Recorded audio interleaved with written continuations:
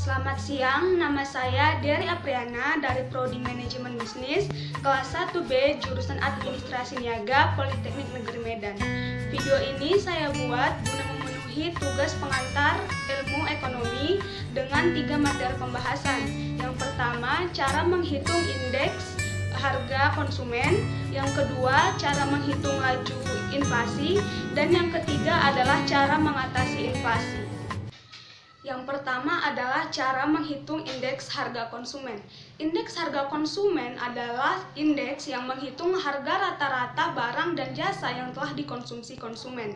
Indeks harga konsumen ini nantinya akan memberikan informasi tentang barang atau jasa rata-rata yang dikonsumsi konsumen dari kelompok tertentu. Perubahan angka pada indeks harga konsumen dapat digunakan untuk menaksir perubahan yang sering dihubungkan dengan biaya hidup. Selain itu, juga dapat mengidentifikasi periode inflasi atau deflasi. Untuk cara menghitung sendiri, kita bisa membuat survei data sendiri dengan cara yang pertama, mencatat harga produk pada tahun sebelumnya, lalu menjumlahkan keseluruhan total harga produk tersebut, lalu mencatat harga produk yang sama di tahun ini dan menjumlahkan harga produk tersebut. Yang keempat adalah membagi jumlah harga saat ini dengan jumlah harga yang lama dan hasilnya dikali 100. Atau dirumuskan dengan IHK sama dengan PN per PO dikali 100, di mana PN sama dengan harga sekarang dan PO sama dengan harga tahun dasar. Di sini saya menampilkan contoh soal dari indeks harga konsumen dalam tabel dengan produk susu, telur, roti, gula, harga tahun dasar dalam rupiah dengan total 24.000 dan harga sekarang dalam rupiah dengan total 34.000. Berdasarkan data pada tabel tersebut, hitunglah indeks harga konsumen. Kita menggunakan rumus IHK sama dengan PN per PO dikali 100. PN sama dengan harga sekarang 34.000 per PO harga tahun dasar 24.000 dikali 100 sama dengan 1,417 dikali 100 sama dengan 141,7. Jadi hasil dari indeks harga konsumen berdasarkan tabel sama dengan 141,7. Yang kedua adalah cara menghitung inflasi. Untuk menghitung inflasi sendiri ada berbagai cara. Yang pertama dengan menggunakan indeks harga konsumen. Yang kedua dengan menggunakan deflator PDB. Dengan cara ini menghitung besarnya perubahan harga dari semua barang baru, barang produksi lokal, barang jadi, dan jasa.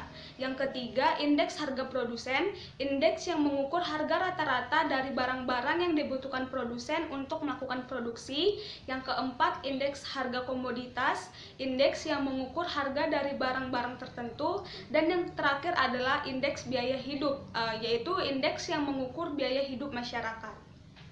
Di sini saya akan menjelaskan dengan menggunakan indeks harga konsumen dengan rumus inflasi sama dengan HKN dikurang HKN kurang 1 per HKN kurang 1 dikali 100%, di mana HKN sama dengan indeks harga konsumen pada tahun N, HKN kurang 1 sama dengan indeks harga konsumen 1 tahun sebelum tahun N. Berikut saya tampilkan contoh soal dari cara menghitung laju inflasi dengan menggunakan indeks harga konsumen. Jadi diketahui indeks harga konsumen di akhir tahun 2009 adalah 220,50, sedangkan indeks harga konsumen tahun 2010 naik menjadi 225,05. Maka tingkat inflasi di tahun 2011 adalah kita menggunakan rumus inflasi sama dengan HKN dikurang HKN kurang 1 per HKN kurang 1 dikali 100%, di mana HKN di sini sama dengan indeks harga konsumen di tahun 2010 yaitu 225,05, sedangkan HKN kurang 1 sama dengan indeks harga konsumen di tahun 2009.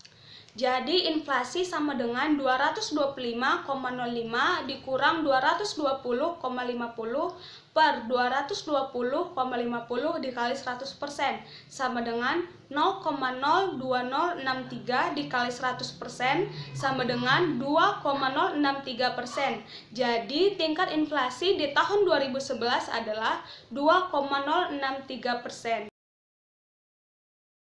Materi yang terakhir adalah cara mengatasi inflasi. Bank Indonesia menggambarkan inflasi sebagai kenaikan harga secara umum dan terus-menerus dalam jangka waktu tertentu.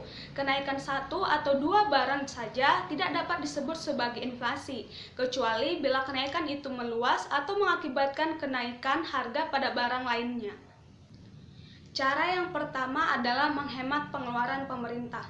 Pemerintah bisa membatasi melakukan pembelian atau permintaan barang dan jasa, atau bisa juga membatasi anggaran yang dikeluarkan untuk berbagai keperluan yang tidak terlalu perlu, seperti melakukan studi banding. Yang kedua adalah menaikkan tarif pajak. Naiknya tarif pajak untuk perusahaan dan rumah tangga akan mengurangi dan membatasi tingkat konsumsi. Pengurangan tingkat konsumsi tersebut akan berpengaruh terhadap menurunnya harga suatu barang. Cara selanjutnya adalah kebijakan operasi pasar terbuka. Untuk menambah jumlah barang, pemerintah harus mengeluarkan aturan untuk meningkatkan jumlah produksi dengan cara memberikan premi atau subsidi pada perusahaan yang dapat memenuhi target kuota tertentu. Lalu selanjutnya kebijakan diskonto. Bank sentral dapat mengeluarkan kebijakan diskonto dengan cara meningkatkan nilai suku bunga. Tujuannya adalah agar masyarakat tergerak untuk menabung, sehingga diharapkan jumlah uang yang beredar dapat berkurang dengan nilai inflasi bisa ditekan. Cara yang terakhir adalah menetapkan harga maksimum untuk beberapa jenis barang. Penetapan harga yang dilakukan oleh pemerintah harus tetap realistis untuk menghindari terjadinya penjualan pada pasar gelap. Demikianlah hasil presentasi saya. Jika ada kata-kata yang salah atau kurang berkenan, saya mohon maaf. Selamat siang.